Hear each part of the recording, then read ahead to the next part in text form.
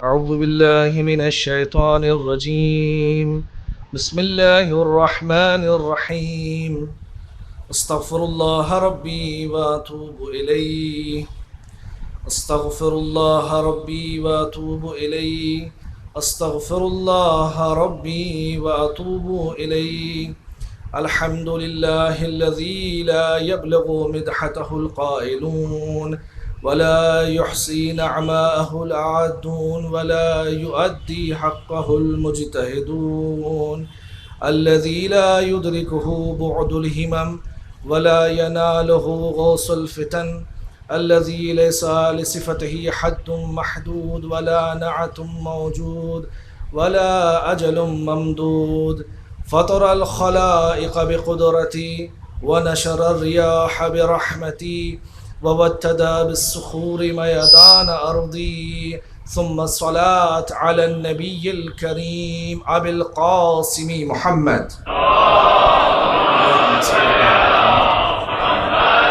وعلى أهل بيته الطيبين الطاهرين المعصومين، ولعنة الله على أعدائهم أجمعين إلى يوم القيامة. كما قال عز شانه في كتابه الكريم: أعوذ بالله من الشيطان الرجيم، بسم الله الرحمن الرحيم، والفجر وليال عشر والشفع والوتر.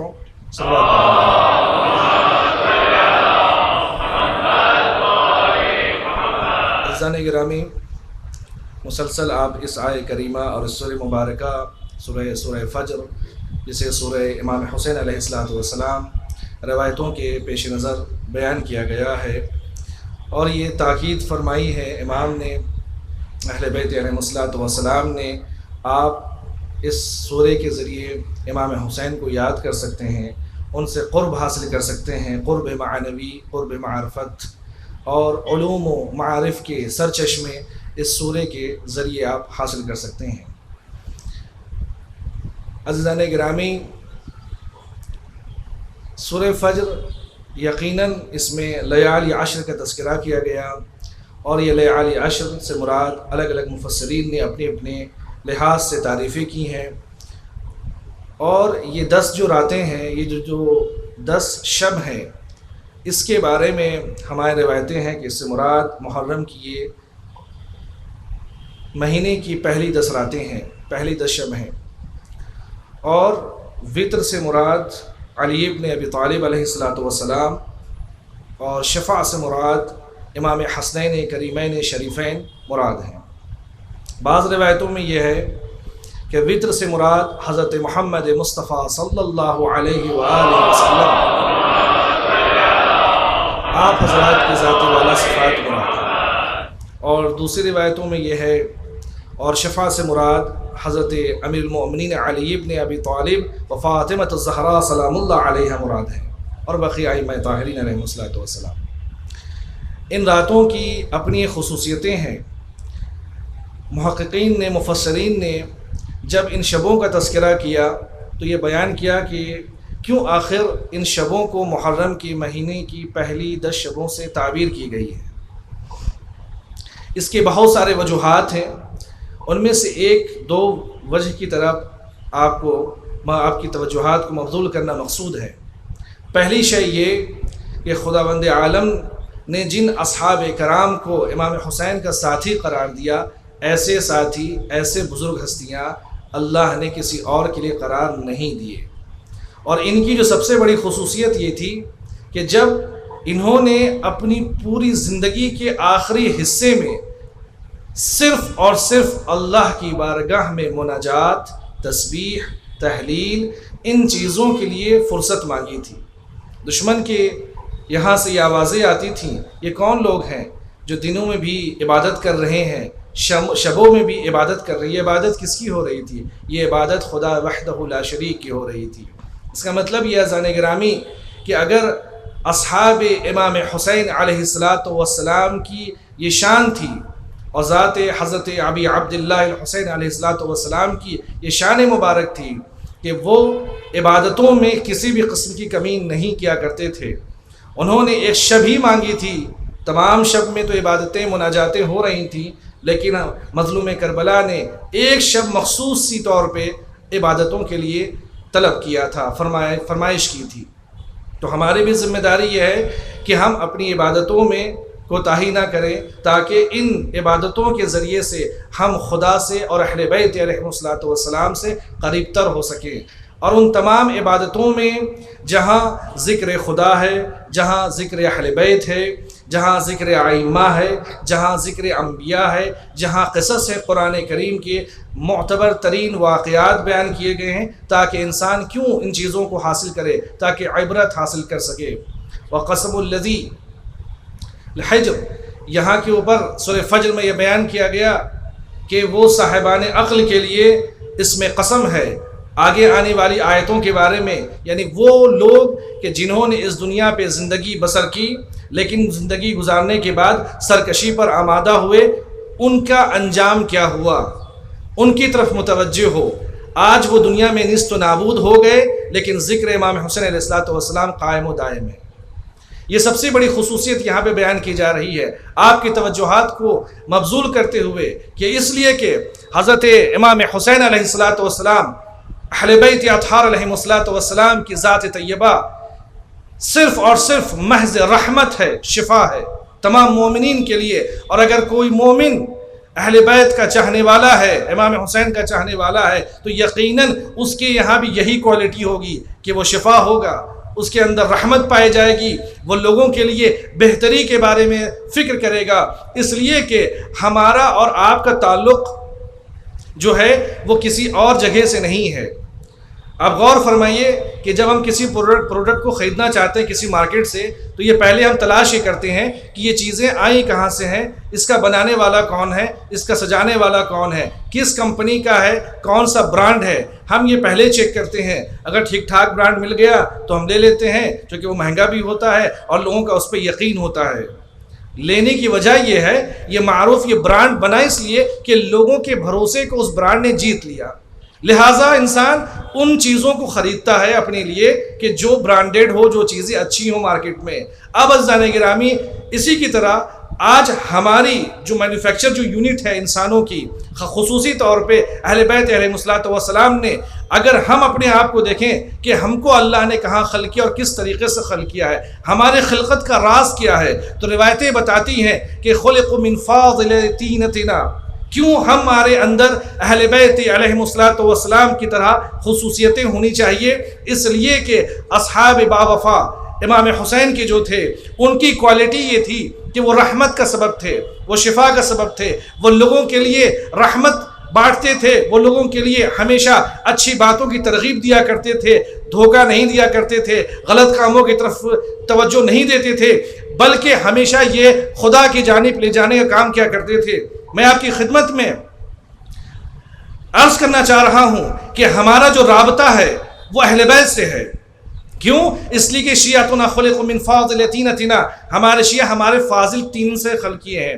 اب جب ہو کا عالم ہے، وہاں کچھ شے تھی ہی نہیں، تو اہل بیت کو جب اللہ نے خلق کیا ہے، اس کا معیار کیا تھا؟ اللہ خلقکم من علیین، اللہ نے اہل بیت اطہار علیہ السلام کو اپنے کارخانے قدرت سے ایک بہترین زمین، کہ جس کو زمین کربلا کہا جاتا ہے، روایتوں میں ہے کہ زمین کربلا جنت کے ٹکڑوں میں سے ایک ٹکڑا ہے، وہاں کی زمین جو جنت کی تھی، اللہ نے جسم اطہار علیہ السلام کو اس سے بنایا اور سجایا۔ اور روایتیں بتاتی ہیں کہ ائمہ علیہ السلام کے روح کو اللہ نے اپنے نور سے پیدا کیا ہے۔ اس سے یہ مراد یہ نہیں ہے کہ جو آنے والی روایتوں میں بیان کریں گے آپ کے لیے۔ تو اگر ہم کو اللہ نے اہل بیت کے فاضل بچی ہوئی طینت سے بیان اگر پیدا کیا ہے یا خلق کیا ہے، تو ہمارے اندر بھی تھوڑی بہت کوالٹی اہل بیت جیسی آنی چاہیے۔ وہ کوالٹی اہل بیت کی کیا تھی؟ کہ وہ سچ بولتے تھے۔ وہ کوالٹی اہل بیت کی یہ تھی کہ وہ ظلم نہیں کرتے تھے، وہ کسی کا غصب نہیں کرتے تھے۔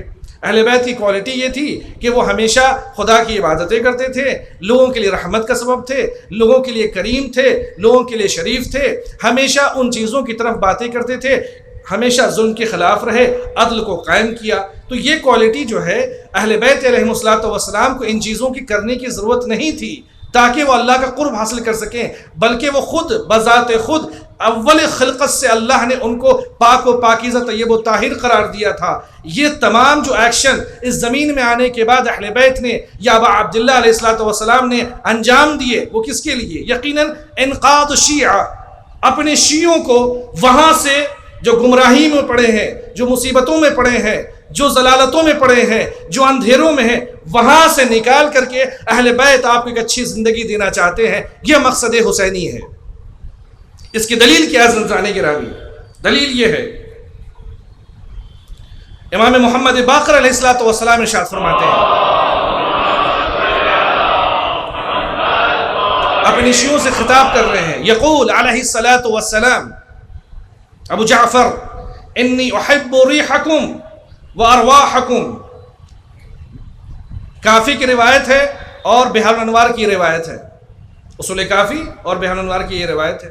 امام فرما رہے ہیں انی احب ریحکم و ارواحکم، میں تمہاری ریح سے مراد، میں تمہاری روح سے تو محبت کرتا ہی ہوں، میں تمہاری ریح سے یعنی کہ میں تمہاری ہیکل سے، تمہاری شکلوں سے، تمہارے اجتماعی پروگرام سے، ہر وہ جگہ کہ جہاں کے اوپر شیعہ بلندی کی طرف جا رہے ہیں، ان چاہے وہ فردی ہو، چاہے وہ اجتماعی ہو، چاہے وہ گروپ کی شکل میں ہو، جیسے مجلسوں میں بیٹھے ہیں، ان مجلسوں کی تاثیر یہ ہے کہ امام علیہ السلام فرمائے، امام محمد باقر فرما رہے ہیں کہ انی احبکم، اگر تمہارے ایسے جلسے ہو رہے ہیں جہاں تم حکمت لے رہے ہو، جہاں تم معرفت لے رہے ہو، جہاں سے تم علوم لے رہے ہو، جہاں سے روحانیت لے رہے ہو، امام فرما رہے ہیں ہم ایسے اجتماع کو، ایسے گروپ کو، ایسی مجلسوں کو ہم پسند کرتے ہیں۔ اب یہ چاہے وہ گروپ میں ہو، چاہے وہ فردی ہو، وہ انڈیویجول کی شکل میں ہو، اپنے گھر میں بیٹھا ہو اور ذکر آل محمد کر رہا ہے،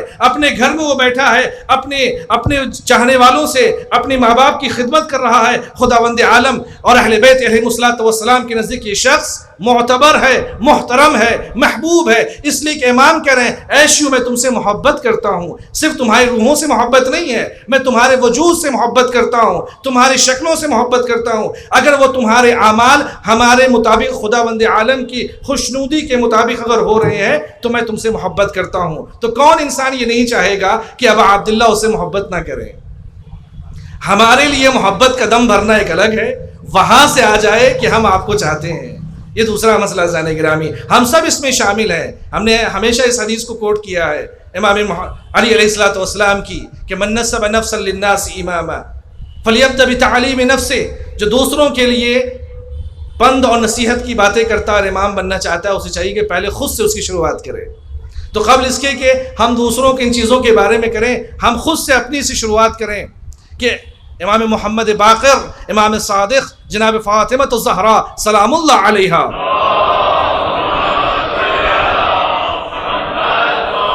ہم سے محبت کریں۔ اب عزیزان گرامی، امام فرماتے ہیں، آگے جملہ فرمایا وَرَسَخَ ذَلِكَ النُّورُ فِي طِينَةٍ مِّنْ عَلَى عِلِّيِّينَ وَخَلَقَ قُلُوبَ شِيعَتِنَا مِمَّا خَلَقَ اللَّهُ مِنْهُ عَبْدَانِنَا وَخَلَقَ عَبْدَانَهُمْ مِنْ طِينَةٍ دُونَ ذَلِكَ۔ اب امام محمد باقر علیہ السلام کافی کی روایت ہے اور بحار کی روایت ہے۔ امام آگے فرماتے ہیں رسخ ذالک النور، یعنی اللہ نے ان کے بدن میں اس نور کو راسخ کیا، اہل بیت اطہار علیہ السلام کے نور کو۔ اس کے بعد فرماتے ہیں وَخَلَقَ قُلُوبَ شِيعَتِنَا، اور اس کے بعد یہ قلوب سے مراد یہ قلب نہیں ہے، یہ دل نہیں ہے، چونکہ روایتوں میں قلب سے کئی مراد لی گئی ہیں، یہاں مراد ارواح مومنین ہے، مومنین کی روحوں کو اللہ نے ہمارے بدن سے خلق کیا ہے، چونکہ اہل بیت کی جو خلقت ہے، جو بدن کی جو خلقت ہے، وہ اعلی علیین کی اس شے سے خلق ہے کہ جس کو اللہ نے کہا کہ ان کا بدن اللہ نے اعلی علیین سے خلق کیا، جو جنت میں ایک ٹکڑے کا نام، ایک مٹی کا نام ہے۔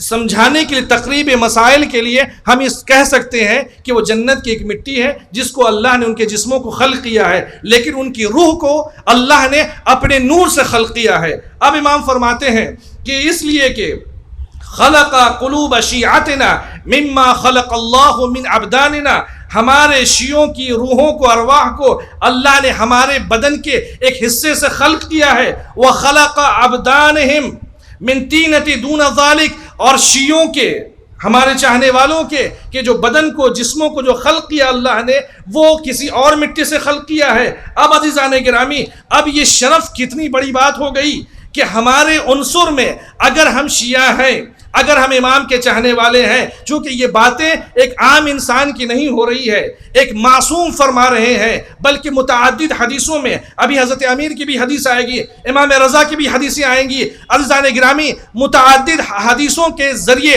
اور ان روشنی کے ذریعے اگر ہم ان حدیثوں کو دیکھنا چاہیں تو گویا کہ اگر ہم فاضل تین اتنا ہیں، اگر ان کی مٹی سے جس کو اللہ نے ان کے جسموں کو خلق کیا ہے، اہل بیت کو اگر ہم کو بھی خلق کیا ہے انہی اجزاء سے جو بچ چکی تھیں، تو اس کا مطلب یہ ہے کہ ہم سے ایک رابطہ ہے۔ کس کا رابطہ ہے؟ ایک عبد کا رابطہ معبود سے ہے، ہمارا بھی رابطہ ہے، اللہ سے بھی ہے، اہل بیت سے بھی ہے۔ اور ہمارے لیے شرف کیا ہے عزیزان گرامی؟ شرف یہ ہے کہ اللہ نے انبیاء پیدا کیے، اوصیاء پیدا کیے، ائمہ پیدا کیے، اور ان کے ان اجزاء سے کہ جس کو اللہ نے سجایا سنوارا ہے، اس کی ایک ایکسٹرا چیز سے اللہ نے جو ان سے منسوب تھی شیعوں کو پیدا کیا۔ تو اب یہ بتائیے کہ شیعہ کتنی عظیم مخلوقات میں سے خدا کی ہے، کتنی محبوب ترین خلق ہے خداوند عالم کے نزدیک، اس لیے کہ اس کی ضمانت میں امام معصوم لے رہے ہیں۔ یہ ہماری حدیث نہیں ہے عزیزان گرامی۔ امام فرماتے یہاں کے اوپر فی الکافی الشریف عن الصادق علیہ الصلوۃ والسلام، ایک اور حدیث، ان اللہ خلق من علیین، اللہ نے جنت کی ایک مٹی سے ہمیں خلق کیا ہمارے جسموں کو، وخلق ارواحنا فوق ذالک، اور خداوند عالم نے ہمارے اس نور کو، ہم نور کے ذریعے سے، اپنی نور سے ہمارے روحوں کو پیدا کیا، وخلق اللہ ارواح شیعتنا من علیین، اور ہمارے شیعوں کے روحوں کو علیین سے پیدا کیا، وخلق اجسادهم من دون ذالک، اور ان کے جسموں کو کسی اور مٹی سے پیدا کیا۔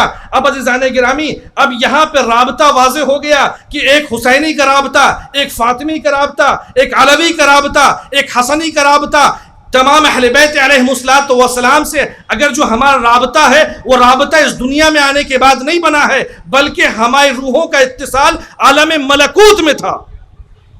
عزیزان گرامی، اب اس روایت کے پیش نظر میں آپ کی خدمت میں یہ عرض کرنا چاہوں گا کہ اگر اہل بیت علیہم الصلوۃ والسلام نے، اگر ان کے وجود سے ہمارے وجود کی خلقت ہوئی ہے تو ان کے کچھ اثرات پائے جانے چاہیے جو ہمارے بھی وہ اثر ہونا چاہیے۔ اگر ان کے کوئی مسائل ہیں تو ہمارے بھی کچھ وہ مسئلہ ہونا چاہیے۔ اگر وہ مغموم ہیں تو ہم غمزدہ ہوں، اگر وہ خوش ہیں تو ہم خوشی منائیں، اگر وہ جس حال میں ہے، جس حال میں خدا کے نزدیک تسلیم ہے، اسی حال میں ہمیں بھی ہونا چاہیے۔ ان آثار میں سے چند کی طرف میں آپ کی توجہات کو مبذول کرنا چاہتا ہوں۔ قال علی ابن ابی طالب امیر المؤمنین علیہ الصلوۃ والسلام،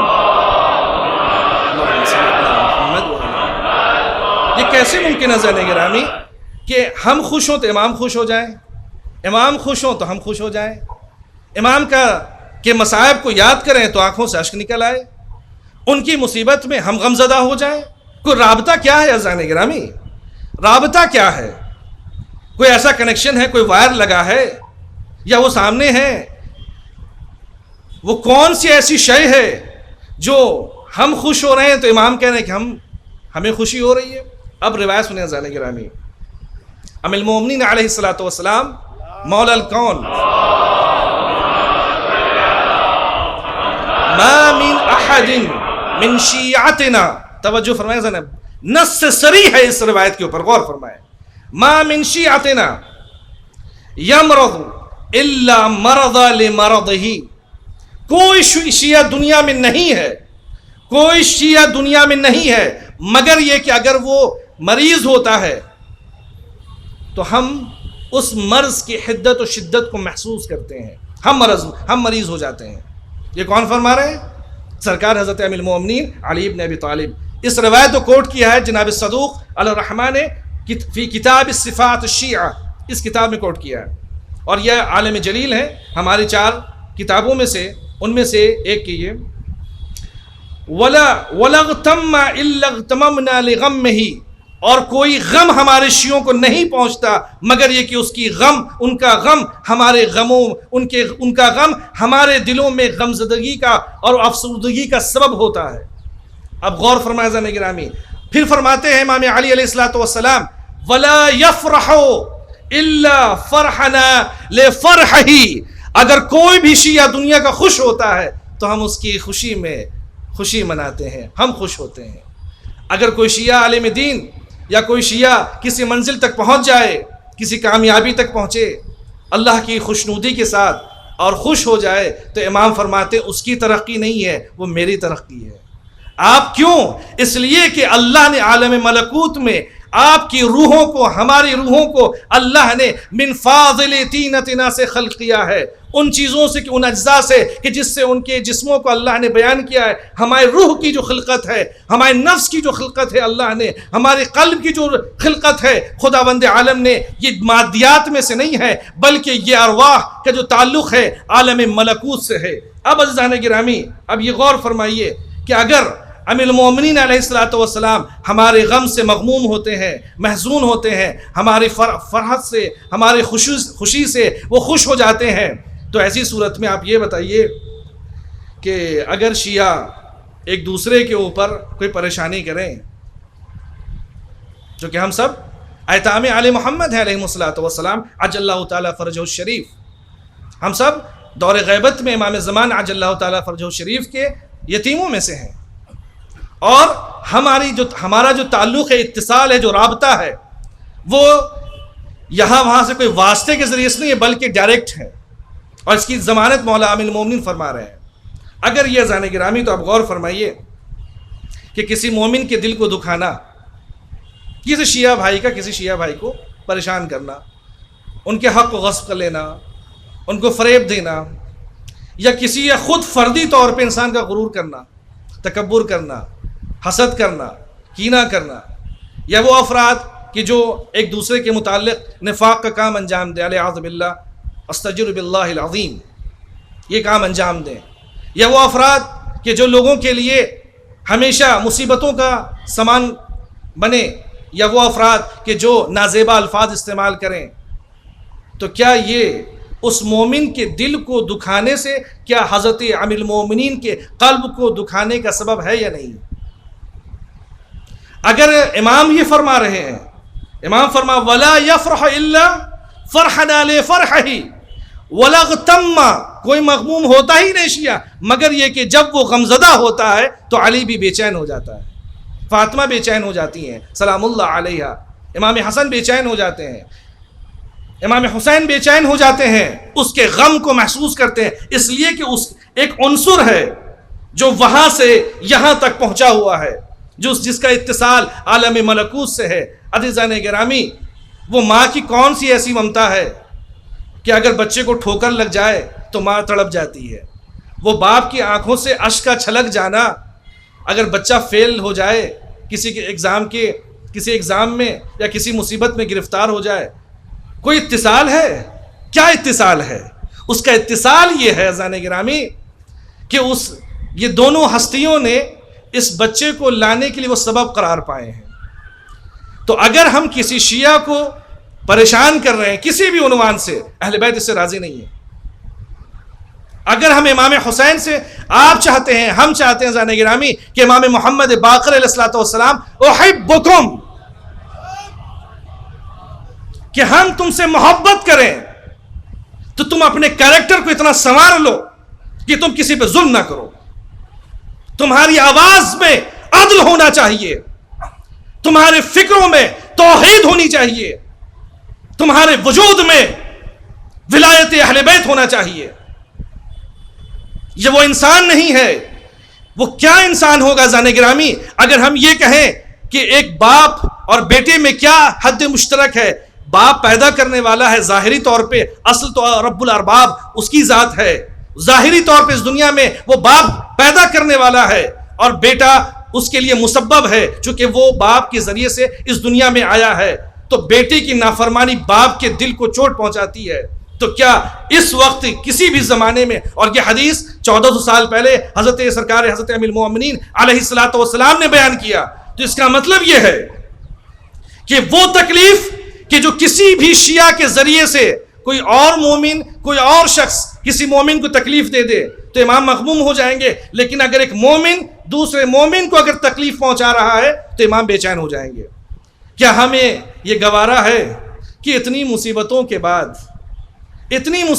بعد کیا اب ہماری یہ حالت ہو گئی ہے کہ ہم ایک مومن کے لیے اس کے لیے برائی چاہیں، اس کے لیے غلط کام انجام دیں، اور تاکہ امام کو بھی ہم رسوا کریں؟ الیاذ باللہ، کس اعتبار سے امام ہماری شفاعت کریں گے زین گرامی؟ کس اعتبار سے؟ اب غور فرمائیے کہ جب عام مومن کو پریشان کرنا امام کو غمزدہ کر دیتا ہے، امام کو مغموم کر دیتا ہے، اور کسی مومن کے دل میں سرور کا پیدا کرنا، خوشی کا پیدا کرنا امام کو خوش کر دیتا ہے، یعنی امام کی رضایت کا سبب ہوتا ہے۔ اور امام کی اور اہل بیت کی رضایت کا مطلب یہ ہے کہ خدا آپ سے راضی و خوشنود ہے۔ ابھی حدیث آنے والی ہے زین گرامی۔ تو اگر کوئی شخص اپنے والدین سے، اپنے قریبی رشتہ داروں کو اذیت دے رہا ہے، تو کیا یہ علیہ الصلوۃ والسلام کی تعلیمات ہیں؟ یقیناً نہیں زین گرامی۔ چونکہ اگر ہم چاہتے ہیں کہ امام ہم سے محبت کریں، امام ہم کو چاہیں، امام کی محبت کا تقاضا یہ ہے کہ وہاں پہ برائیوں کا گزر نہیں ہے، وہاں صرف خیر ہی خیر ہے، وہاں صرف اچھائی ہے۔ اب عزیزان گرامی، اب غور فرمائیے کہ ہماری ذمہ داری یہ بنتی ہے کہ اتنے دن گزر جانے کے بعد بھی ہم کو اپنے کردار میں وہ چیزوں کو بیان کرنے کی ضرورت ہے تاکہ کسی بھی اعتبار سے قلب ناظرین امام کے اوپر کسی بھی اعتبار کی ہم چوٹ نہ کریں۔ اگر کسی مومن کا ہم نے دل دکھایا ہے، اپنے ایگو کو سائیڈ میں رکھیں، چونکہ جس کے بارگاہ کو خوش کرنا ہے وہ اس دنیا کی خلقت کا سبب ہے۔ اگر کسی مومن سے بات نہیں ہو رہی ہے کسی بھی عنوان سے، اپنے کو چھوٹا سمجھ لیں۔ کس کے خاطر؟ ابا عبداللہ کی خاطر، اس لیے کہ آپ کا امام آپ سے خوش نہیں ہے، وہ غمزدہ ہے۔ کیا ہم چاہیں گے کہ اپنے امام کو، جناب علی اکبر کو، جناب زینب سلام اللہ علیہا کو کسی بھی اعتبار سے کسی مومن کو تکلیف پہنچا کر کے ان کو تکلیف دیں؟ یقیناً نہیں عزیزان گرامی۔ اب غور فرمائیے، جانے قربان ہو اہل بیت اطہار علیہم السلام کی ذات طیبہ پر۔ فرماتے ہیں کہ امام نے کس طریقے سے اپنے شیعوں سے وہ محبت کرتے ہیں اور چاہتے ہیں۔ اب غور فرمائیے عزیزان گرامی، امام محمد باقر موسیٰ ابن امام ابو جعفر فرماتے ہیں، عزیزان گرامی، شیعوں سے مراد ہر وہ کام کہ جو اللہ کی خوشنودی کے مطابق ہو، اہل بیت علیہم السلام کے خوشنودی کے مطابق ہو، اعمال میں، کردار میں، ان ہستیوں کے لیے اہل بیت غمزدہ ہو رہے ہیں، اور اہل بیت فرما رہے ہیں کہ تمہاری مصیبت میری مصیبت ہے، تمہاری پریشانی میری پریشانی ہے، تمہاری خوشی میری خوشی ہے۔ تم جب خوش ہوتے ہو تو میں خوش ہوتا ہوں، تم جب غمزدہ ہوتے ہو تو میں غمزدہ ہو جاتا ہوں۔ تو عزیزان گرامی، ہم اس مجلس سے اٹھیں اور یہ تہیہ کریں، کسی سے نہیں کرنا عزیزان گرامی، چونکہ کسی مجمع میں جا کر کے کسی سے وعدہ کر لینا اور کہہ دینا، یا کسی جگہ کے اوپر ایگریمنٹ کر لینا، اور اس کے بعد ہو سکتا ہے یہ امکان ہے کہ انسان اس سے مکر جائے۔ آپ کا وعدہ اس مقدس فرش عزا پہ ابا عبداللہ سے کرنا ہے آپ کو، کہ میں اب عمدن جان بوجھ کر کے، صحباً ممکن ہے انسان ہے، خطا کا مجسمہ ہے، ممکن ہے اسے نادانی میں اس نے کوئی انجام دے دیا ہو، مومن اس سے پریشان ہو گیا۔ ہماری ذمہ داری ہے کہ مومن اور مومنات جتنے بھی ہیں کہ ہم امام حسین علیہ السلام سے وعدہ کریں، یا ابا عبداللہ علیہ السلام، امام محمد باقر علیہ السلام، امیر المومنین، ہم آپ کے شیعہ ہیں، ہمیں یہ توفیق عطا فرمائیے کہ ہماری وجہ سے کوئی ایک ایسا فعل سرزد نہ ہو جس سے آپ غمزدہ ہوں۔ دشمنوں نے بھی امام کو غمزدہ کیا، پریشان کیا، کیا آپ اپنے بھی ان کو پریشان کریں گے؟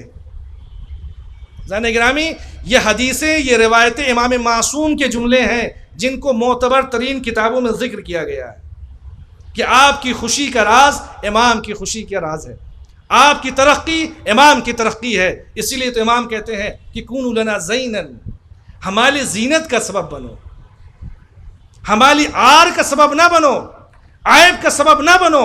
اگر ہمارے کیریکٹر میں فاطمی کیریکٹر ہے عزیزان گرامی، تو یقیناً ہم حسینی ہیں، ہم فاطمی ہیں، ہم علی کے چاہنے والے ہیں، ہم اہل بیت کے چاہنے والے ہیں، ہم محمد مصطفیٰ صلی اللہ علیہ وآلہ وسلم کی شریعت پر سب سے زیادہ عمل کرنے والے ہیں۔ صلوات اللہ علیہ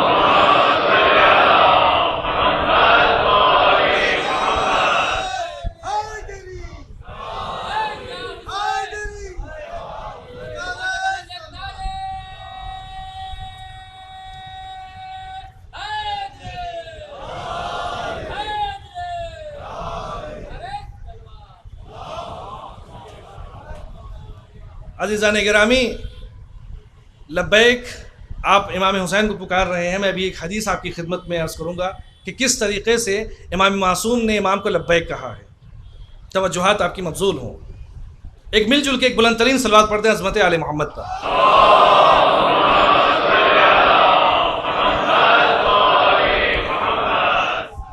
اگر کسی مومن کو تکلیف پہنچانا یہ اسلوب صحیحہ میں سے نہیں ہے، یہ کام اچھا نہیں ہے، تو اب وہ چیزیں کہ جس کو اللہ نے واجب قرار دیا ہے، وہ واجب کیا ہے؟ بہت ساری چیزیں واجب ہیں. نماز واجب ہے، روزے واجب ہیں، الا ماشاء اللہ. ان میں سے کچھ چیزیں ایسی ہیں جو میراث کی شکل میں ہیں. ہمارے یہاں میراث کی شکل میں ہے. ابھی میں اس سے پہلے ایک بات عرض کروں کہ مومن کو اذیت دینے کا مطلب کیا ہوتا ہے. ابھی دو ہفتے پہلے کسی صاحب نے انسٹاگرام کے اوپر ایک ویڈیو اپلوڈ کیا. ایک صاحب نے اس پر کمنٹ کر دیا، ان کے اگینسٹ کوئی بات ٹیپا ٹپنی انہوں نے کر دی. وہ طیش میں آئے اور آنے کے بعد دونوں فیملیز میں جھگڑا ہو گیا اور 4 لوگ مر گئے. یہ چونکہ اس کا ایک الگوریدم بنا ہوا ہے کہ آپ کوئی بھی بات اس میں فیڈ کر رہے ہیں، وہ دونوں طرف کو دکھا رہا ہے. ہمارا بھی اگر کوئی کام ایسا ہو رہا ہے تو یہ کہا جائے کہ امام تو نہیں دیکھ رہے ہوں گے. عزیزان گرامی، کیسے ممکن ہے؟ اللہ نے اس دنیا اور کائنات کے الگوریدم میں ایسی چیزیں رکھی ہیں کہ کوئی بھی شے حجت خدا سے پوشیدہ نہیں ہے. کوئی شے اہل بیت سے پوشیدہ نہیں ہے. اسی لیے تو کہا جاتا ہے کہ ہمارے اعمال امام کی خدمت میں پہنچتے ہیں. عزیزان گرامی، اگر ہمیں ٹرافی لینی ہے، اگر ہمیں ان تک پہنچنا ہے، ان سے ایک ایسے جائزہ لینا ہے، ایک انعام لینا ہے، تو آج کچھ ایسا کر لیں کہ آج کا دن فرض کر لیں کہ یہ جو آج ہم عمل انجام دے رہے ہیں کہ مولا کے پاس تو یہ ہمارا نام فلاں ابن فلاں کا جائے گا یا فلاں بنت فلاں کا جائے گا. اور امام جب دیکھیں کہ ان کے اعمال اچھے ہیں تو امام کیا کہیں گے؟ خوش ہوں گے. امام کی خوشی، امام فرماتے ہیں احبکم، یعنی میں تمہارے دعا کرتا ہوں. تو اگر ہم کو امام حسین علیہ الصلوۃ والسلام کی دعا میں شامل ہونا ہے تو ہم اپنے ان تمام برائیوں سے کہ جو اہل بیت نے ناپسند کیا ہے ہمیں دور رہنا چاہیے. اب انہی برائیوں میں سے ایک برائی یہ ہے کہ آج ہم اپنی بیٹیوں کی شادی کر رہے ہیں اور اس کے بعد گویا کہ ایسا ہے کہ شادی کے بعد اس کو ہم نے صدقے کی طرح رخصت کر دیا، دان کر دیا کہ اب ہمارا تمہارا کوئی تعلق نہیں ہے، نہ تم ہم پر کوئی قبضہ رکھ سکتی ہو، نہ ہمارا تمہارا کوئی مسئلہ ہے. اسی طریقے سے بھائی اور بہنوں میں چونکہ گزر گئی ہیں، وہ والد نہیں ہے، والدہ نہیں ہے، اب ان کے میراث کو ان کو نہیں دیا جا رہا ہے. زن گرامی، اور یہ کہا جاتا ہے کہ اس لیے ہم نہیں دیں گے کہ چونکہ جو دینا تھا آپ کی شادی کو تو ہو گئی، ہم نے سب کر دیا آپ کے لیے. اگر یہ کوئی شیعہ یہ کر رہا ہے اذان گرامی یا کہہ رہا ہے یہ کام، تو وہ صراحتاً قرآن کے خلاف ہے. اور ہم حسینی ہیں اور ایک سفر پہ چل رہے ہیں جس سفر میں امام حسین قرآن ساتھ ساتھ ہے. للذکر مثل حظ الانثیین، قرآن کا فیصلہ ہے، لڑکوں کو 2 تو لڑکیوں کو 1 دیجیے آپ. یہ میسیج ہے اذان گرامی کہ اہل بیت علیہ الصلوۃ والسلام کی سیرت نہیں ہے. اگر اچھا ایسا ہے تو پھر جناب زہرا سلام اللہ علیہ کا تزکیہ کیا کیجیے گا؟ کسی شرابی کے دربار میں جا کر کے جناب فاطمہ زہرا سلام اللہ علیہ کا وہاں کے اوپر جانے کے بعد ایک کیس فائل کرنا، کیا تھا وہ؟ اس کیس کا کیا محصل تھا؟ انہوں نے کیا ورڈکٹ دیا وہ مطلب نہیں ہے. بات یہاں پہ ہے کہ اللہ نے کیا ڈیسائیڈ کیا تھا. انہوں نے اپنے میراث کا مطالبہ، انہوں نے کہا کہ آپ تو میراث پا ہی نہیں سکتے. کہا کہ دیکھو یہ دلیلیں ہیں، قرآن کی یہ دلیل دیکھو، یہ دلیل دیکھو، یہ دلیل دیکھو. تو جناب فاطمہ الزہرا سلام اللہ علیہ کی سیرت یہ ہے کہ انہوں نے شادی کے بعد بھی امام حسن اور امام حسین کے ساتھ اپنے بچوں کے ساتھ اپنی میراث کا مطالبہ کرنے پہنچی ہیں. تو اگر آج ہم اپنے چاہنے والوں کو، یا ہو سکتا ہے یہ بیٹیوں کا مسئلہ ہے، بہنوں کا مسئلہ ہے، ہو سکتا ہے کچھ ایسے بھی افراد ہوں الیاذ باللہ استجیر باللہ العظیم کہ اپنے بھائیوں کا حصہ نہ دے رہے ہوں. آپ محلوں میں رہ رہے ہیں اور وہ بیچارے ایک ٹین کے ایک مختصر سی اور بے بسی کی حالت میں رہ رہے ہیں. کیا امام اس سے خوش ہوں گے؟ دو کرائم تو ہم نے کر لیے. پہلا یہ کہ اس سے امام کو خدا نے جو ہم پر حکم نازل کیا تھا واجب، ہم نے اس کو ادا نہیں کیا، اور دوسرا یہ کہ ہم نے امام کو ناراض کیا اور خدا کو ناراض کیا. عزیزان گرامی، کیا ایسی صورت میں یہ ممکن ہے کہ اہل بیت علیہم الصلوۃ والسلام ہمارے لیے دعا کریں؟ ہم کس منہ سے حضرت ابی عبداللہ الحسین علیہ الصلوۃ والسلام کی خدمت میں کہیں گے السلام علیک یا ابا عبداللہ، اور ہم نے اپنے بھائیوں کا، اپنی بہنوں کا حق غصب کر لیا ہے؟ آپ تو غاصبوں کے ساتھ تو کبھی نہیں تھیں بی بی، تو ہم کیسے ہو گئے؟ لہذا عزیزان گرامی آپ غور فرمائیے، امام فرماتے ہیں ورد موسیٰ ابن جعفر، امام الکاظم علیہ الصلوۃ والسلام سے روایت وارد ہوئی،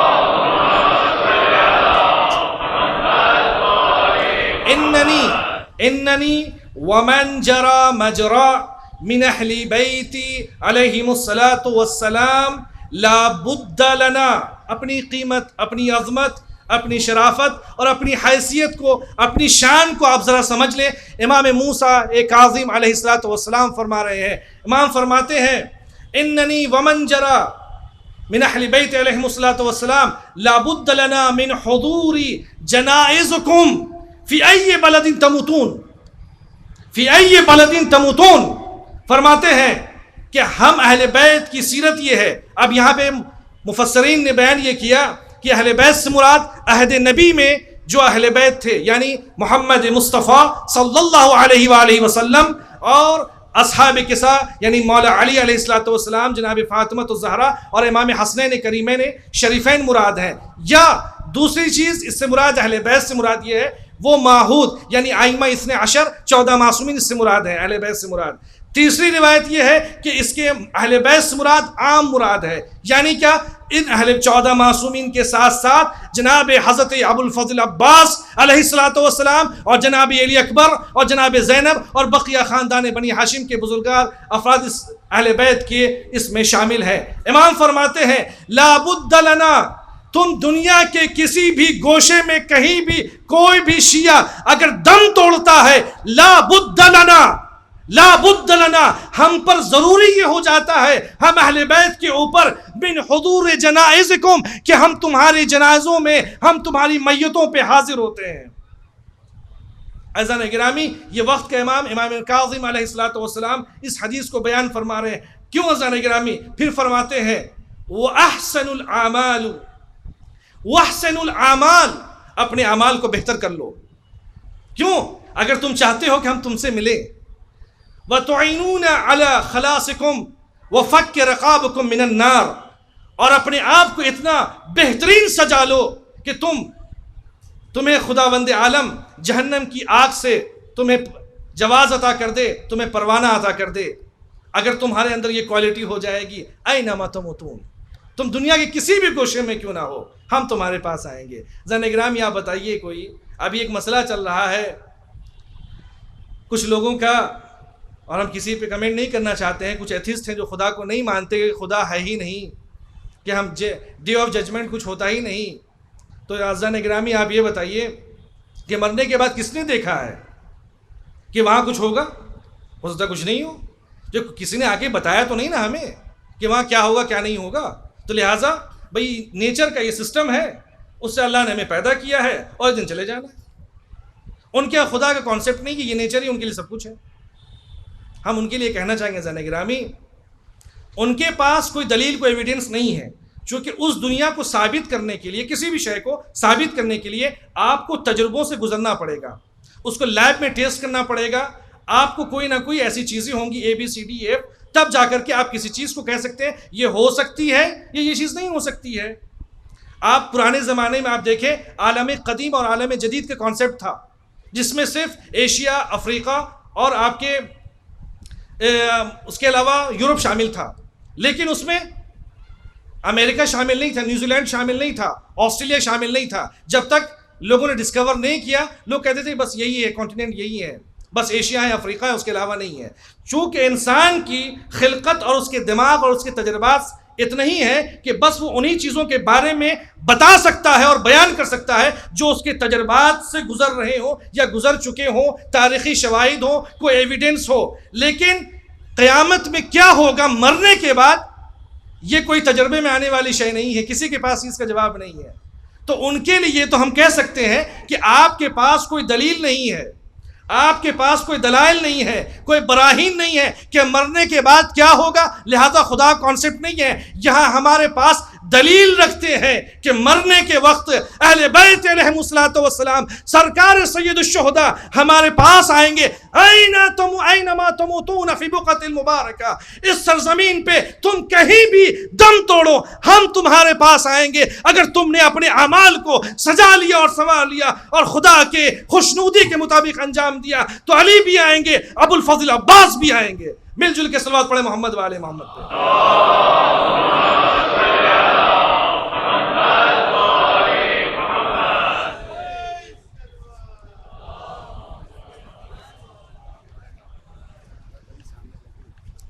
الحمدللہ، ایک صلوات پڑھ دیں محمد وآل محمد پہ۔ اب آتے ہیں اس نام سخن پہ جہاں سے ہم نے بات شروع کی تھی، عن الصادق علیہ الصلوۃ والسلام۔ ہم ایک سفر پہ ہیں قرآن اور امام حسین کے ساتھ۔ فرماتے ہیں وَلَوْ يَعْلَمُوا مَا فِي زِيَارَتِهِ، اگر لوگ جان جاتے کہ امام حسین کی زیارت میں کیا اسرار پوشیدہ ہیں، فرماتے من الخیر وَيَعْلَمُ ذَلِكَ النَّاسُ وَلَبَاعُوا أَمْوَالَهُمْ فِي إِتْيَانِهِ، تو لوگ اپنے سب کچھ بیچ کر کے حضرت کی زیارت کے لیے جاتے یا ان کی زیارت کے لیے مشتاق ہوتے۔ یہ امام کی ایک حدیث ہے۔ اور دوسری روایتیں کہتی ہیں لَاقْتَتَلُوا عَلَى زِيَارَتِهِ، وہ مشاجرت کی تھے۔ قتل سے مراد یہاں پہ یہ نہیں کہ تلوار نکالے کسی کو مار دینا، یہ مراد نہیں ہے۔ مراد یہاں پہ یہ ہے کہ اپنی برائیوں کو، اپنی کوتاہیوں کو اور اپنی تمام تر جو چیزیں آپ کے اندر خباثتیں ہیں یا ہمارے اندر ہیں ان کو ختم کر کے اب عبداللہ کی زیارت کے لیے پاک و پاکیزہ بن کے ان کے حضور ہمیں حاضر ہونا ہے۔ اگر لوگ جان لیتے تو سب کچھ نچھاور کر کے حضرت امام حسین کی زیارت کے لیے جاتے۔ اب فرماتے ہیں آگے وَإِنَّ فَاطِمَةَ سلام اللہ علیہا وروحی وارواحنا لہا الفداء، بی بی ہمارے جانے قربان آپ پہ ہوں۔ فرماتی جب کوئی امام حسین علیہ الصلوۃ والسلام، میں نے کل زیارت کی ڈیفینیشن بیان کی تھی، امید ہے کہ آپ کے اذہان میں ہوں گے۔ حضور عند المزور، ایک انسان کا جس کی طرف آپ جا رہے ہیں اس تک اپنی جسم کو لے جانا، ایک زیارت کا معنی ہے۔ دوسرا معنی روحی زیارت ہے کہ آپ کہیں بھی ہوں، کسی بھی دنیا کے کسی بھی گوشے میں ہوں اور ایک مرتبہ کہیں السلام علیک یا امین اللہ، السلام علیک یا امیر المومنین، السلام علیک یا ابا عبداللہ، تو یہ امام تک آپ کی باتیں، یہ زیارت ہو گئی۔ یہ امام فرما رہے ہیں زانے گرامی۔ یہاں فرماتے ہیں کہ وَإِنَّ فَاطِمَةَ، ظاہر امام حسین کے لیے، لَتَنْظُرُ وَإِنَّ فَاطِمَةَ لَتَنْظُرْ مَنْ حَضَرَ مِنْكُمْ فَتَسْأَلُ اللَّهُ لَهُمْ مِنْ كُلِّ خَيْرٍ، اور جس وقت جناب زہرا دیکھتے کہ یہ میرے بچے کا چاہنے والا ہے اور اس کی زیارت کے لیے جا رہا ہے، تو جناب زہرا سلام اللہ علیہ، فاطمۃ الزہرا سلام اللہ علیہ، اس زائر کے لیے اپنے ہاتھوں کو بلند کرتی ہیں۔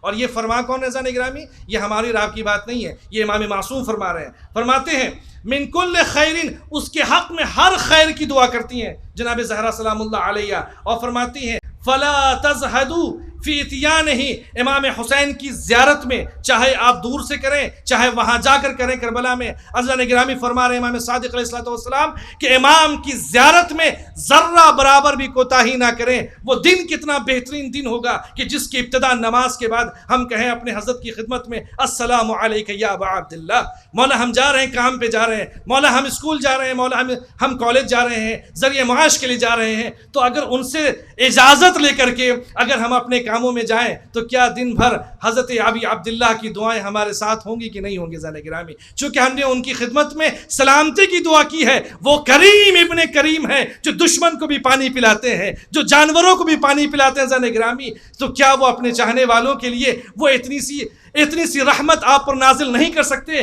بشرطے یہ کہ ہمیں ویسا کریکٹر جو امام حسین نے ہم سے کربلا میں مانگا ہے، ہمیں اس طریقے سے اپنے آپ کو ڈھالنے کی ضرورت ہے۔ شہزادی فرماتی ہیں فَإِنَّ الْخَيْرَ فِي إِتْيَانِهِ أَقْصَ مِنْ أَنْ يُحْصَى، جناب زہرا اس ظاہر امام حسین کے لیے چاہے وہ دور سے کرے چاہے وہ قریب سے کرے، اس کے لیے اتنی خیر کی دعائیں کرتی ہیں کہ دنیا کی کوئی بھی طاقت اسے احسا نہیں کر سکتی، یعنی انلیمیٹڈ ہے۔ اب عزیزان گرامی، امام حسین علیہ السلام کی یہ جو خصوصیت آج جو ہمارے سامنے ہے وہ اسی بنیاد پر ہے کہ امام ہم کو چاہتے ہیں، ہم امام کو چاہتے ہیں، اور یہ اشک بتا رہے ہیں، یہ چیزیں بتا رہی ہیں کہ یہاں پہ کہ اقتلوا انفسکم، اپنے آپ کو ہلاک کر دو، یعنی مطلب کیا ہے؟ اپنے دل میں بیٹھے ہوئے کینے کو، بغض کو، حسد کو، برائیوں کو، غرور کو، تکبر کو ختم کر کے ہمارے سامنے حاضر ہو، پھر جناب زہرا تمہارے لیے دعا کریں گی۔ امام صادق علیہ السلام کی حدیث ہے، اپنے خواہشات کو فَإِنَّهَا لَا تُدْرَكُ إِلَّا بِالْقَهْرِ، اگر آپ وہ سچا زائر بننا چاہتے ہیں، علی مرتضیٰ کے سچا زائر بننا چاہتے ہیں یا زائرہ بننا چاہتی ہیں جناب زہرا سلام اللہ، جناب زینب کبریٰ سلام اللہ علیہا کے لیے، تو امام فرماتے الا بالقہر، اپنے آپ کو اپنے نفس پہ، خواہشات پہ کنٹرول کرو۔ اور یہ کوئی مسئلہ نہیں ہے زان گرامی، اس لیے کہ ظاہر سی بات ہے انسان خطاؤں کا مجسمہ ہے۔ ہمارے استاد کبھی کہتے تھے کہ الانسان من نسیان، انسان جو ہے وہ نسیان سے بنا ہے، بھول جاتا ہے، گناہیں ہو سکتی ہیں، لیکن اگر خداوند عالم اسے توفیق عطا کر دے، اور یہ توفیق اہل بیت سے توسل کے ذریعے سے ممکن ہے، چونکہ ہمارا رابطہ ڈائریکٹ رابطہ ہے، کسی وسیلے کے ذریعے سے نہیں ہے زان گرامی، اس لیے کہ شیعتنا خلقوا من فاضل طینتنا، وہ کوالٹی جو اللہ نے عالم ملکوت میں اپنے چاہنے والوں کو عطا کیا ہے، وہ آج بھی کوالٹی باقی رہ سکتی ہے اور دوبارہ آ سکتی ہے۔ اس کے لیے کچھ شرطیں ہیں زان گرامی، میں آپ کی خدمت میں عرض کرنا چاہوں گا۔ ایک مل جل کے صلوات پڑھ دیں محمد و آل محمد پہ۔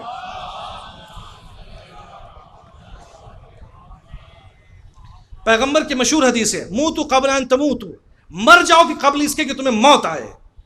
اس سے مراد کیا ہے؟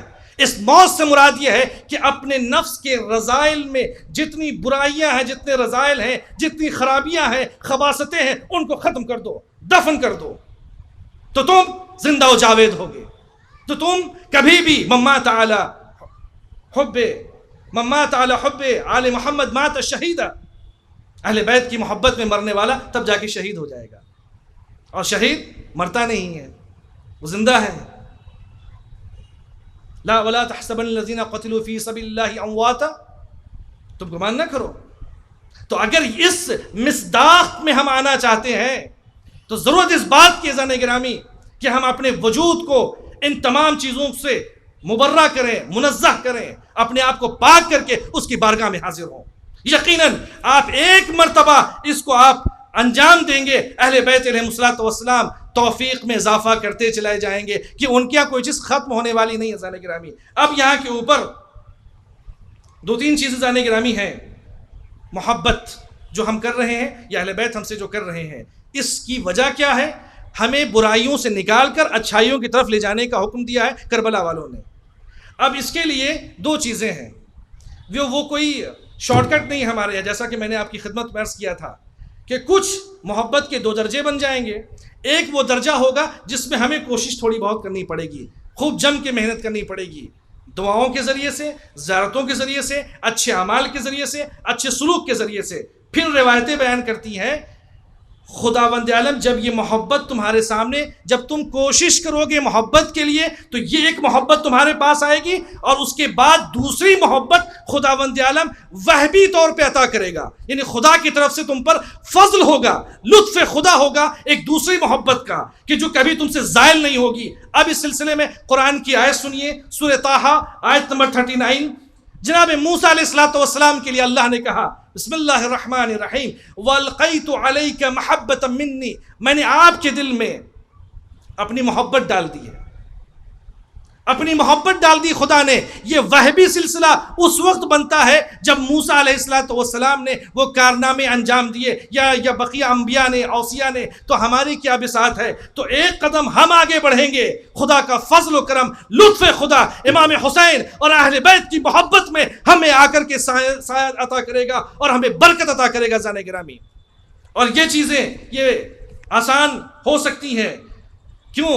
اس لیے کہ اگر ہمیں یہ دیکھنا ہے کہ خدا ہم سے راضی ہے یا نہیں، خدا ہمیں چاہتا کہ نہیں چاہتا ہے، تو پیغمبر فرماتے ہیں عن النبی صلی اللہ علیہ وآلہ وسلم اللہم صلی علی محمد و آل محمد وعجل فرجہم، سرکار کا نام آنے سے ہمیں صلوات پڑھنا چاہیے، اور یہ ہمارے یہاں روایتوں میں تاکید کی گئی ہے اور بے پناہ اس کے فضائل ہیں۔ احب اللہ من احب حسینا، جو چاہتا ہے وہ یہ چاہتا ہے کہ خدا اس سے راضی ہے یا نہیں، تو اسے یہ دیکھنا چاہیے کہ اس کے دل میں امام حسین کی محبت ہے یا نہیں۔ یہ فرما رہے ہیں ختمی مرتبت حضرت محمد مصطفیٰ فرما رہے ہیں سلام اللہ علیہ۔ یہ امام نے یہ حل بتایا کہ اگر اللہ کی محبت خوشنودی چاہتے ہو تو تم امام حسین سے محبت کر لو، اور امام حسین سے سچی محبت اور صدق دل سے وہی محبت کر سکتا ہے جو تمام گناہوں سے مبرہ ہو کر کے ان کی بارگاہ میں سر تسلیم خم کر دے۔ اب خود اس ذات کے بارے میں، اب تو امام حسین سے محبت کی بات ہو رہی ہے، اب خود ذات حضرت ابی عبداللہ علیہ السلام نے کیا انجام دیا ہے کربلا میں زان گرامی۔ امام نے جا کر کے کربلا میں کیا چیزیں انجام دی ہیں، من جملہ توحید کو جا کر وہاں جلوہ فغن کیا ہے، توحید کو وہاں عام کیا، حقیقت توحید کو لوگوں کے سامنے آشکار کیا کہ جسے تم خدا سمجھتے ہو میرا خدا ویسا نہیں ہے، میرا خدا کریم ہے، رحیم ہے، رحمان ہے۔ خدا کو جس طریقے سے جن اسلوب میں تم سمجھتے ہو میرا خدا ویسا نہیں ہے۔ اصول دین کی ترویج کی، یہ کربلا کا میسج تھا خود ذات امام حسین کے ذریعے سے۔ امام نے فنا فی اللہ کا طریقہ بتایا کہ اپنے آپ کو خدا کی بارگاہ میں کیسے فنا کر سکتے ہیں، یہ امام کا میسج تھا۔ امام نے زہد بتایا کہ زہد کی اس چیز میں ہے، دنیا میں اگر زہد کرنا ہے تو امام حسین علیہ السلام نے کربلا کی سرزمین پہ بتایا۔ امام نے بتایا کہ بہترین ایڈمنسٹریشن کیا ہو سکتا ہے، بہترین مسئولیت کیا ہو سکتی ہے، وہ امام حسین علیہ السلام نے کربلا کے میدان میں بتایا کہ اگر آپ کو مسئولیت چاہیے، ایک نظام بنانا ہے، اپنے ایڈمنسٹریشن کو بہترین کرنا ہے، تنظیموں کو مرتب کرنا ہے، تو امام حسین علیہ السلام نے کربلا کے میدان میں آ کر کے بتایا کہ آپ کی زندگی ہر ایک شے وہ نظام تھا عزیزان گرامی، کہ جس میں جو لوگ جڑے تھے اس نظام میں، اس سسٹم میں، وہ عام لوگ نہیں تھے، جن کے لیے ابا عبداللہ علیہ السلام فرما رہے ہیں من حسین ابن علی الى حبیب ابن المظاہر الاسدی، بعض روایتوں میں رجل الفقیہ استعمال کیا ہے امام علیہ السلام نے۔ آج ہمارے یہاں مسائل ہیں کہ فقیہ کا لفظ مجتہد کہاں ہوتے ہیں، یہ دیکھیے امام فرما رہے ہیں یہاں پہ، یہ معتبر ترین روایتوں میں ہے۔ امام نے فرمایا ہے آپ مجتہد تھے۔ اب آئیے سنزان گرامی، جناب حبیب ابن مظاہر اسدی، امام نے کیوں ان کو لیٹر لکھا، اور یہ لیٹر ہر جگہ موجود ہے تمام مقاتل میں، ان کو کہا کہ آپ مجتہد ہیں، فقیہ ہیں۔ روایتوں میں ہے کہ جناب حضرت حبیب ابن مظاہر اسدی محدث قمی فرماتے ہیں کہ بہترین محدث تھے، نبی کریم صلی اللہ علیہ وسلم سے انہوں نے حدیثیں اخذ کی، حدیثیں بیان کی، وہ صحابی نبی بھی تھے، صحابی امیر المومنین بھی تھے، صحابی امام حسن بھی تھے، صحابی امام حسین بھی تھے، اور انہوں نے مولا کائنات علی بن ابی طالب علیہ السلام کی خدمت میں 3 جنگیں لڑیں، جنگ جمل، جنگ صفین، جنگ نہروان، ان تینوں جنگوں میں آپ ہم رکاب رہے، امام کی طرف سے نصرت فرمایا۔ عزیزان گرامی، جناب حبیب ابن مظاہر اسدی کی یہ ذات والا صفات تھے۔ آپ قرآن کی کثرت سے تلاوت کرتے تھے، بعض روایتوں میں ہے کہ مغربین کے بعد بیٹھتے تھے اور صبح نمودار ہوتے ہوتے آپ ایک قرآن ختم کر لیا کرتے تھے۔ یہ جناب حبیب ابن مظاہر اسدی ہیں سلام اللہ علیہ، ایک بچپنا ہے، بچے کھیل رہے ہیں، سرکار ختمی مرتبت حضرت محمد مصطفیٰ صلی اللہ علیہ وآلہ وسلم کا گزر ہو رہا ہے، اور امام جناب پیغمبر نے دیکھا کہ کچھ بچے کھیل رہے ہیں، امام نے ایک بچے کو اٹھایا، پیغمبر نے، چونکہ پیغمبر کو امام بھی کہا جا سکتا ہے، دعائے توسل آپ پڑھیں، اور نبی بھی کہہ سکتے ہیں، فوراً پیغمبر نے اپنے گود میں بٹھایا، اور بٹھانے کے بعد بڑی شفقت سے ان سے پیار کرنے لگے۔ لوگوں نے پوچھا کہ آپ ان کو کیوں پیار کر رہے ہیں؟ روایتیں بتاتی ہیں کہ پیغمبر اسلام صلی اللہ علیہ وآلہ وسلم نے فرمایا کہ یہ کون ہے؟ وَلَقَدْ أَخْبَرَنِي جِبْرَائِيل أَنَّهُ يَكُونُ مِنْ أَنصَارِهِ فِي وَقْعَةِ کربلا۔ یہ روایت ہے کہ یہ وہ بچہ ہے کہ جو میرے حسین کے لیے کربلا میں ان کی طرف سے ناصر و مددگار قرار پائے گا، لہٰذا اس سے میں محبت کر رہا ہوں۔ روایتیں بیان کرتی ہیں کہ جناب حبیب گھوڑے پہ سوار ہیں، چلے جا رہے ہیں، اور ادھر سے میثم تمار، 5 بزرگ صحابی پیغمبر کے جنہوں نے کربلا کی سرزمین پہ قربانی پیش کی ہے اللہ کے لیے، دین اسلام کے لیے، ان میں سے ایک حبیب ابن مظاہر اسدی ہیں، گھوڑے سے چلے جا رہے ہیں۔ جناب حبیب اور جناب میثم تمار علیہ الصلوۃ والسلام نے دونوں گھوڑے آپس میں ملے، اور اس کے بعد جناب حبیب کہتے ہیں جناب میثم تمار کو دیکھ کر کہ میں دیکھ رہا ہوں ایک ایسے چہرے کو کہ جو عنقریب جس سے سولی دی جائے گی، جس کے پیٹ کو چاک کیا جائے گا اہل بیت کی ولایت پر۔ اس کے بعد جناب میثم تمار جناب حبیب کی طرف دیکھتے ہیں اور کہتے ہیں میں بھی دیکھ رہا ہوں ایک خوبصورت ایک سرخ چہرے کو، دیکھ رہا ہوں کہ جس کے چہرے کے اوپر دو گیسوئیں ہیں جو لٹک رہی ہیں، میں ان کو دیکھ رہا ہوں کہ یہ عنقریب ان کی داڑھی اپنے خون سے رنگین ہو جائے گی، اور تم اہل امام حسین علیہ الصلوۃ والسلام کی نصرت کے لیے تم وہاں کے اوپر جاؤ گے، اور جانے کے بعد خدا کی بارگاہ میں نذران عقیدت پیش کرو گے۔ روایتوں میں عزیزان گرامی یہ جناب حبیب ابن مظاہر اسدی جو مفسر قرآن بھی ہیں، جو معرفت قرآن سے سرشار ہیں، اہل بیت کی ولایت سے ہیں، اصحاب پیغمبر ہیں، صحابی پیغمبر ہیں، صحابی امام علی ہیں، صحابی امام حسن ہیں، صحابی امام حسین علیہ الصلوۃ والسلام ہیں۔ اب غور فرمائیے، ایسی عظیم ترین شخص کو امام حسین علیہ الصلوۃ والسلام نے، ان کا کام کیا تھا؟ جب جناب مسلم آئے تھے تو انہوں نے لوگوں سے بیعت لی تھی، اور جب ابن زیاد کو پتہ چلا تو ان کے قبیلے والوں نے جناب حبیب ابن مظاہر اور جناب مسلم ابن اوسجہ کو ایک مقام پہ جا کر کے انہیں چھپا دیا تھا تاکہ دنیا ان سے ناآشنا رہے کہ یہ کہاں گئے ہیں۔ امام نے خط لکھا، حضرت ابی عبداللہ علیہ الصلوۃ والسلام نے، من الحسین ابن علی الى رجل الفقی الحبیب ابن مظاہر الاسدی، حسین ابن علی کا خط ہے اپنے چاہنے والے ایک رجل فقی کی طرف، ایک فقی کی طرف، ایک مجتہد کی طرف۔ میں جانتا ہوں آپ کی محبت کو، آپ کی قرابت کو، کہ جو آپ پیغمبر اور آل پیغمبر سے رکھتے ہیں۔ اس وقت میں کربلا کے میدان میں تنہا ہوں، چاروں طرف سے مجھے لشکروں نے گھیر لیا ہے، ہر روز ابن زیاد کے سپاہی، یزید کے سپاہی آ رہے ہیں، میرا کوئی مونس نہیں، کوئی مددگار نہیں۔ جب یہ خط آپ کو مل جائے تو جلدی کیجئے گا۔ عزیزان گرامی، جب یہ بات سنی تو ان کی قبیلوں کو خبر ہوئی، ان کے قبیلے والوں کو، کہ جناب حبیب کو امام حسین کا خط آیا ہے۔ وہ سب جمع ہو گئے کہ حبیب تم جانا چاہتے ہو؟ کہا کہ میں ایک بوڑھا آدمی ہوں، میں کہاں تلوار چلا پاؤں گا، میں کہاں جا پاؤں گا۔ ان کو اطمینان ہو گیا، وہ لوگ چلے گئے۔ جناب حبیب علیہ الصلوۃ والسلام کی زوجیں اس بات کو سن رہی تھیں۔ ذرا گرامی کربلا کے شہیدوں کو آپ یاد تو کریں، کیسی قربانیاں دی۔ کہا کہ حبیب، فرزند زہرا تمہیں جنگل سے پکار رہے، چاروں طرف سے انہیں گھیر لیا گیا، پانی بند کر دیا گیا ہے، اور تم جانے اس میں کوتاہی کر رہے ہو۔ کیا تم پر ذمہ داری نہیں عائد ہوتی ہے کہ تم جلد از جلد ابا عبداللہ سے جا کے جا ملو؟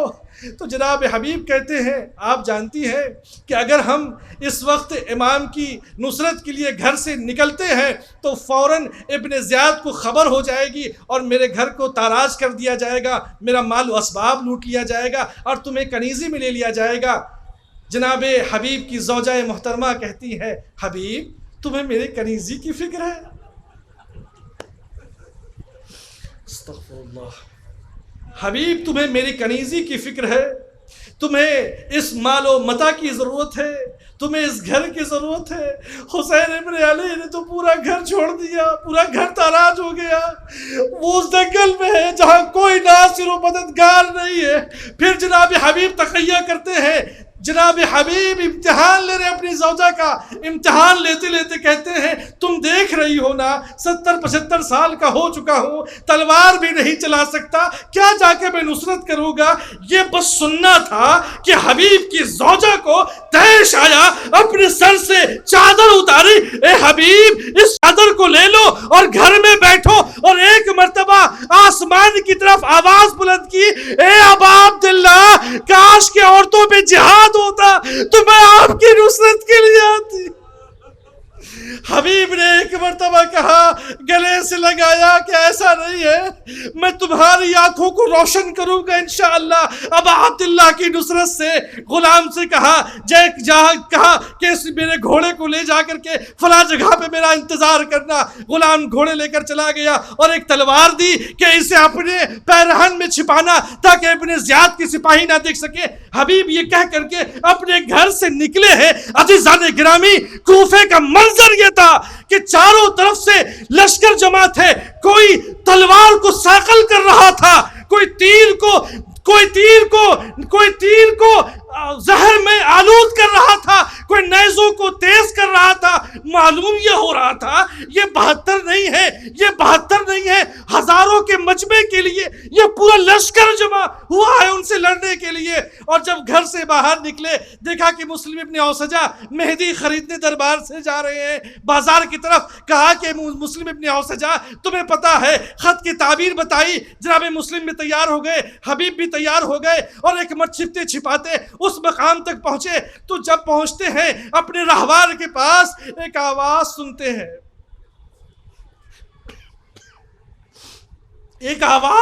ہیں، وہ غلام کہتا ہے اپنے گھوڑے سے، اے گھوڑے، اگر میرے آقا کے آنے میں ذرا سے بھی تاخیر ہوئی ہے تو میں تیرے دوش پہ سوار ہو کر، میں تیری پیٹھ پہ سوار ہو کر کے فرزند زہرا کی نصرت کو جاؤں گا۔ جناب حبیب ابن مظاہر نے ایک مرتبہ آسمان کی طرف رخ کیا اور کہا، ابا عبداللہ، آپ کے سامنے غلام بھی شرم محسوس کر رہے ہیں، مگر وہ آزاد لوگ آپ کے قتل کے درپے ہیں۔ یہ کہہ کر کے جناب حبیب گھوڑے پہ سوار ہوئے اور کہا، میں تمہیں آزاد کرتا ہوں۔ غلام نے اپنے چہرے کو جناب حبیب کے قدموں میں رکھ دیا اور کہا، آقا، اے میرے آقا، جب تک آپ جس حال میں تھے آپ نے رکھا، آج فرزند زہرا کی نصرت کی بات ہے، کیا یہ ممکن ہے کہ مجھے بھی لے چلے تاکہ میں فداکاری کر سکوں، چاہے تاکہ میں جانثاری کر سکوں۔ ایک مرتبہ حبیب کی آنکھوں میں سے اشک نمودار ہوئے، غلام کو بٹھایا، کربل میں وارد ہوئے، ایک ہجوم ہوا، آواز بلند ہوئی، ثانیہ زہرا کے کانوں میں آواز پہنچی۔ جناب زینب نے پوچھا فضہ سے، فضہ کیا بتاؤ، کیا پھر کوئی لشکر کوفے سے آیا ہے؟ کہ نہیں شہزادی، کوئی لشکر تو نہیں، حبیب ابن مظاہر امام کے دوست تشریف لائے ہیں کوفے سے۔ شہزادی نے جب یہ سنا، ثانیہ زہرا نے فضہ سے کہا، اے فضہ، جا کر کے حبیب کو ثانیہ زہرا کا سلام عرض کر دینا۔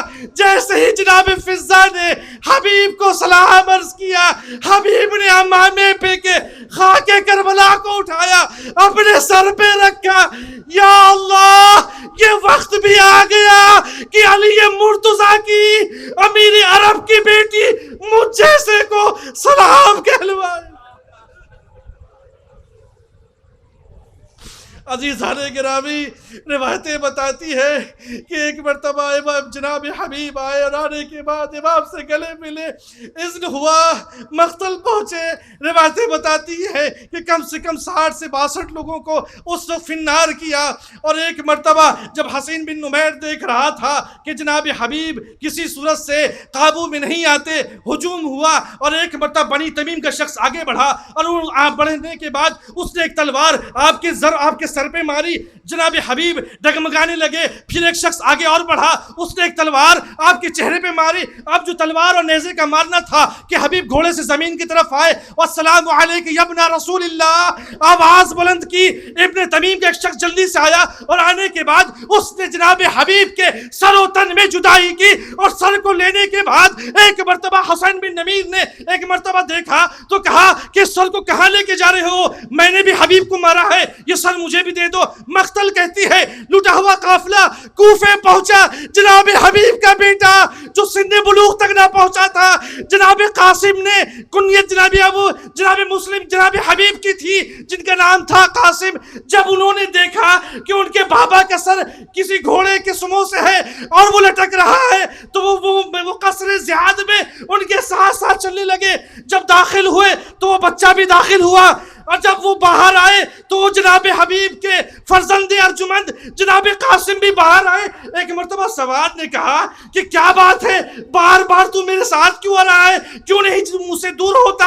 ایک مرتبہ جناب حبیب کے اس چھوٹے سے شہزادے نے کہا اے سوار، تجھے معلوم ہے یہ میرا بابا ہے جسے شہید کیا گیا، لا اس سر کو مجھے دے دے تاکہ میں رومال سے اس خاک ان کے چہرے سے ہٹا سکوں۔ انا للہ و انا الیہ راجعون، رضا بقضائہ بتسلیما لامرہ۔ افضل التماس ہے کہ سلامتی امام زمانہ جل اللہ تعالی فرجہ شریف کے لیے اس دعائے امام زمان کی تلاوت فرمائیں۔ بسم اللہ الرحمن الرحیم۔ اللہم کل ولیک الحجۃ ابن الحسن صلواتک علیہ وعلی آبائہ فی هذه الساعة وفی کل ساعة ولیا وحافظا وقائدا وناصرا ودلیلا وعینا حتى تسکنہ ارضک طوعا وتمتعه فيها طويلا برحمتك يا ارحم الراحمين اللهم القتلة الحسين واولاده واصحابه وانصاره اجمعين۔